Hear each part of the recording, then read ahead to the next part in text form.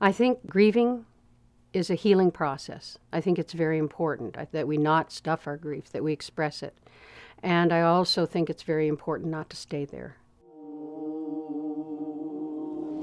It has been grieving me more and more. The more I learn about how our greed and our determination to extract as much as we can from the earth has polluted it. We may be able to slow it down to some extent, but it's happening and it's too late, and global warming is here. I thought I have to do something that will express this grief. And I also have to do something with the grief because the grief is debilitating.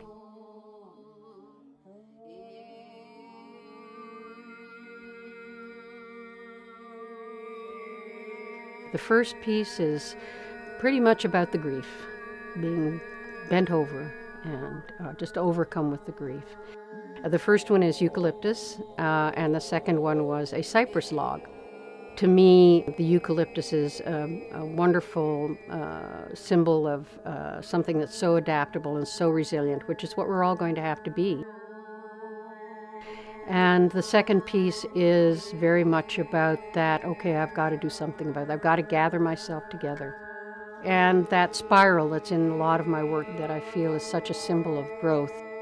It starts in the first piece slightly, and then it continues in the second piece. It becomes very crystallized and specific in the third piece, which is a piece of endangered teak. And that's where what remains is gathered and protected and given a place to grow. I realized that the pieces also needed a setting, that I had to create a space for the pieces to be in, that people could experience them. And so right away I thought installation. The idea for it came in the middle of making the pieces, that I realized I had to give them a setting.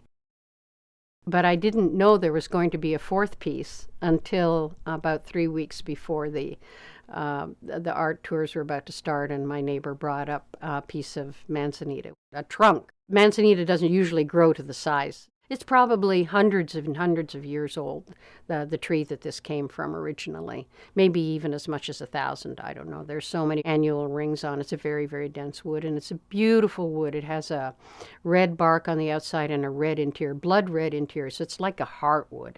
And it became really clear to me right away that that was the transformational piece. That was where what has been preserved and held and nurtured and given birth to is transformed in that particular piece.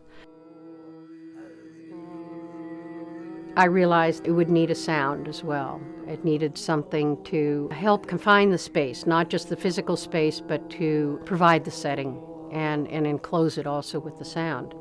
And I knew of a couple of women who were doing the kind of tuba throat singing that I love so much here in Joshua Tree. And I approached them, and they were very much on board with providing the sound. Giving these 4 sculptures, that some people call goddesses, a space to be where people could experience them has been very interesting. I think one of the biggest changes that's happened for me in this whole process has been the creation of more hope. And that's the reason that I made this. So people could hear this message and get in touch with their own love of the earth, however that's expressed. Feel it. Feel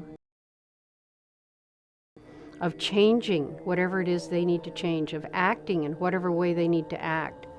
For me, I hope the installation itself is healing, and I hope the experiences that people have through it are healing, and I hope it also awakens people to the necessity to care for the earth, which I love so dearly.